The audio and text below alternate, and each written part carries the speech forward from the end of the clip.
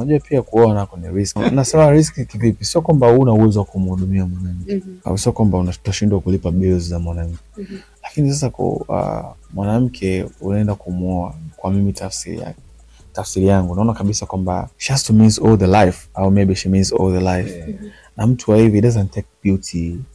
Yani inakuwa ni mpango wa Mungu yani. Bana, maybe she is my friend. No, hapana. Kwani ushakusikia Abby anasema na date mwanamke? Yeah, so what I'm trying to say is this. Okay, sasa mimi niwaeleze sasa.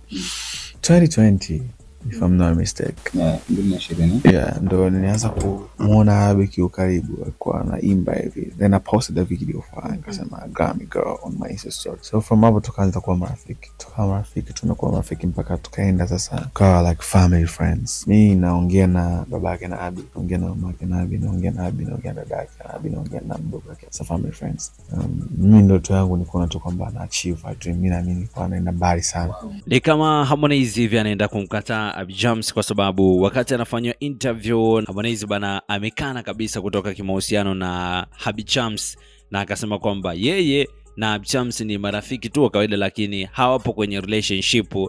Na alipoulizwa kwamba kwa nini sasa ulikuwa unamwandika kama ni mwanamke wako lakini pia ni mtu ambaye anakuja kubadilisha maisha yako, ukampa na majina mengi, ukamtoa kwa jina la Abby Jams ukampeleka katika jina la Furaha, ukasema tayari mshakubaliana kubadilisha dini, lakini Harmonize alikana bana, akasema kwamba yeye na Abby Jams ni marafiki tu wa kawaida na walikuwa wanafanya hivyo kwa sababu ya kupush project zao.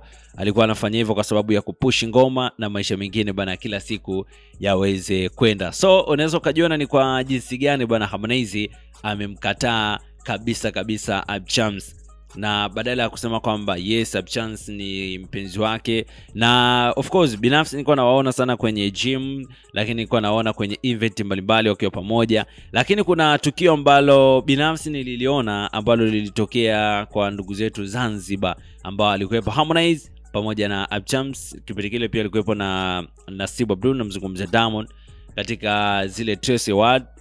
Ni kama Abby Jams alimchukulia Harmonize kama rafiki pale, sema watu wengi hawakuelewa pale ambapo Harmonize alikuwa anajaribu kumnyanyua, lakini Abby Jams akaona ya nini, akaamua kuvunga na akaamua kutulia. Lakini kwa siku ya jana Harmonize pia ameweka rasmi bana wazi kabisa kwamba yeye atoki kimahusiano na Abby Jams, badala yake wao wapo kwa kufanya kazi na maisha mengine ya kila siku yanaendelea, lakini sio watu ambao wana date, sio watu ambao wanatoka kimahusiano, yani ni marafiki tu wa kawaida. Wewe kwa upande wako unaona ni nini hasa ambacho kinaendelea?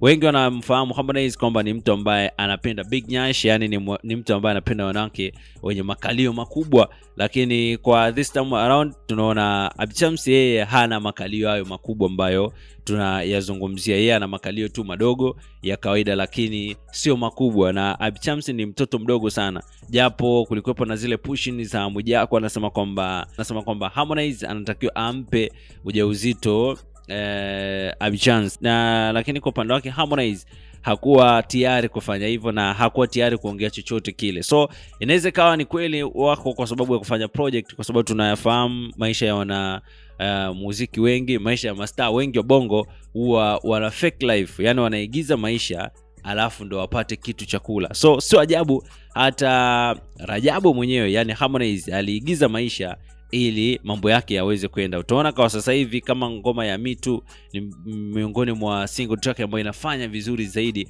katika digital platform zote, lakini pia ngoma yake hata ya Final inafanya vizuri kwa ushirikiano wa pamoja yeye pamoja na Abby Jams. Kwa upande wako unaionaje? Msanii anasema kwamba anatoka na mtu fulani, alafu akitokea kwenye interview anasema hatoki na huyo mtu. Ni kiki au ni nini? Niachie maoni yako hapo chini, lakini kubwa zaidi usisahau bana kusubscribe channel yetu ya BM Basha TV.